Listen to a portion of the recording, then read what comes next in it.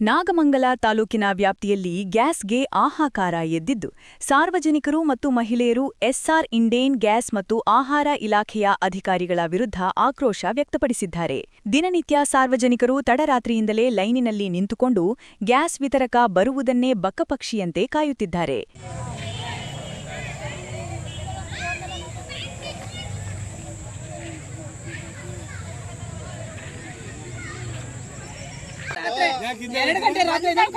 ಒಂದ್ ಗಂಟೆ ನಾವು ಬಂದಾಗ ಇವ್ರು 2 ಗಂಟೆ ಬಂದಾಗ ಅಷ್ಟೊತ್ತಿಂದ ಕಾಯ್ತಾ ಇದೀವಿ. ಸಿಲಿಂಡರ್ಗಳು ಕೊಟ್ಟಿಲ್ಲ, ಇಷ್ಟೊತ್ತಾದ್ರೂ ಊಟ ಮಾಡಿಲ್ಲ, ನಾಷ್ಟ ಮಾಡಿಲ್ಲ, ಇಲ್ಲೇ ಕೂತಿದೀವಿ. ಮಕ್ಳುಗಳು ಹಸ್ಕೊಂಡು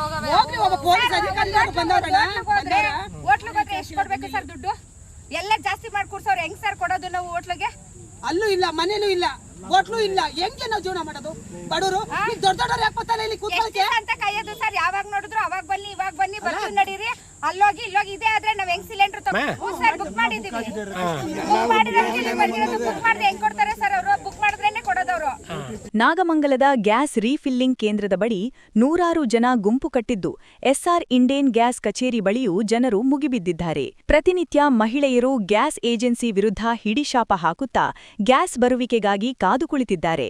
ಮತ್ತೊಂದೆಡೆ ಎಲ್ಲಾ ಹೋಟೆಲ್ಗಳು, ಬೀದಿ ಬದಿ ವ್ಯಾಪಾರಿಗಳು ಮತ್ತು ಬೆಳ್ಳೂರು ಕ್ರಾಸ್ ರಾಷ್ಟ್ರೀಯ ಹೆದ್ದಾರಿಯ ನೂರಾರು ಹೋಟೆಲ್ಗಳು ಕಾಳಸಂತೆಯನ್ನಿ ಗ್ಯಾಸ್ ಸಿಲಿಂಡರ್ಗಳನ್ನು ಕೊಂಡು ವ್ಯಾಪಾರವನ್ನು ನೆಮ್ಮದಿಯಾಗಿ ನಡೆಸುತ್ತಿದ್ದಾರೆ. ಇಷ್ಟೊಂದು ಸಮಸ್ಯೆ ಬರ್ತಿರ್ಲಿಲ್ಲ. ಪೇಟೆವಲ ರೋಡ್ಗೆ ಬಂದು 3 ತಿಂಗಳಾಗದೆ. ಪೇಟೆವಲ ರೋಡ್ ಬಂದು 3 ತಿಂಗಳಾಗದೆ. ನಾನೇ ಗ್ಯಾಸ್ ತಗೊಂಡು 3 ತಿಂಗಳಾಗಿದೆ. ಇದುವರೆಗೂ ಒಂದು ಗ್ಯಾಸ್ ಕೊಟ್ಟಿಲ್ಲ. ಇವನ್ ಮಾತಾಡಿದ್ರೆ ಇವನ್ ಕೇಳಿದ್ರೆ ಅವನ ಮೇಲೆ ಹೇಳ್ತಾನೆ, ಅವನ್ ಕೇಳಿದ್ರೆ ಇವನ್ ಮೇಲೆ ಹೇಳ್ತಾನೆ. ಗೋಡನ್ಗೆ ಮೊನ್ನೆ ದಿವಸ ಗೋಡನ್ಗೆ ಹೋಗಿದ್ದೀವಿ. ನಮ್ಮ ಮನೆಯವ್ರ ಕಾಲಾಗಲ್ಲ, ಪೇಸೆಂಟು ಗಾಡಿ ಹಿಂದೆನೆ ಬಂದಿದ್ದಾರೆ.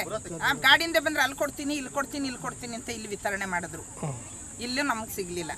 ತಿರ್ಗಾ ಆಫೀಸ್ ಹತ್ರ ಹೋಗಿ ಬುಕ್ ಆಗಿದೆ ನಿಮ್ದು, ಮನೆಗೆ ಕಳಿಸ್ತೀವಿ ಹೋಗಿ ಅಂದ್ರು. ಯಾವ ಮನೆಗೆ ಡೆಲಿವರಿ ಕೊಟ್ಟವ್ರೆ ಒಂದೇ ಒಂದು ನನಗೆ ಮಾಹಿತಿ ತೋರಿಸಿ. ಇವ್ರು ಮನೆ ಕೊಡ್ತೀನಿ ಅಂತ ಎಲ್ಲರನ್ನೂ ಕಳಿಸ್ತಾ ಇದ್ದಾರಲ್ಲ, ಯಾವ ಮನೆಗೆ ಡೆಲಿವರಿ ಮಾಡಿದ್ದಾರೆ ಒಂದೇ ಒಂದು ಪ್ರೂಫ್ ತೋರಿಸ್ಬಿಡಿ. ನಾನು ಅದನ್ನ ಕೇಳಿದೆ. ನಾನು ಅವ್ರು ಏನು ಹೇಳಿದ್ರು ಗೊತ್ತಾ? ಸಾಕ್ಷಿ ಇದ್ರೆ ತಂದ್ಕೊಡಿ. ನಾನು ಕೇಳಿದೆ ಅದನ್ನ, ನೀವು ಮಾರ್ಕೋತಾ ಇದ್ದೀರಾ ಅಂದೆ. ಮೇಡಮ್ ಒಂದೇ ಒಂದು ಸಾಕ್ಷಿ ಇದ್ರೆ ನನಗೆ ತಂದ್ಕೊಡಿ ಅಂತಾರೆ. ಸಾಕ್ಷಿ ಕೇಳ್ತಾ ಇದ್ದಾರೆ. ಫೆಬ್ರವರಿ ತಿಂಗಳಿಂದ ಕಾಯ್ತಾ ಇದೀವಿ. ಇಲ್ಲ ಅಂತಂದ್ರೆ ಬರೀ ಮನೆಯಲ್ಲಿ ಇದಕ್ಕೆ ಗೋಡನ್ಗೂ ಇಲ್ಲಿಗೂ ಬರೀ 1,000 1,500 ನಾವೆಲ್ಲ ಕಳ್ಕೊಂಡಿದ್ವಿ ದುಡ್ಡನ್ನ. ಅಲ್ಲೂ ಸಿಗ್ತಾರೆ, ಇಲ್ಲೂ ಸಿಗ್ತಾ ಇಲ್ಲ ಅಂತಂದ್ರೆ ಹೆಂಗಣ್ಣ? ನಮ್ಗೆ ಸಮಸ್ಯೆನೇ ನಮ್ಗೆ. ಇಲ್ಲ ಮನೆಗಳಲ್ಲಿ ಹೋಗಿ ನಾವು ಮನೆ ಒಳಗೆ ಒಲೆ ಹಾಕೊಂಡು ಮಾಡ್ತೀವಿ ಅಂತಂದ್ರೆ ಮನೆ ಖಾಲಿ ಮಾಡಿ ಅಂತ ಹೇಳ್ತಾರೆ. ಬಾಡಿಗೆ ಮನೆಗಳಲ್ಲಿ. ಆದರೆ ಅಡಿಗೆ ಮಾಡಿಕೊಳ್ಳಲು ಮಧ್ಯಮ ವರ್ಗದ ಜನ ಗ್ಯಾಸ್ ಇಲ್ಲದೆ ಪರಿತಪಿಸುತ್ತಿದ್ದಾರೆ.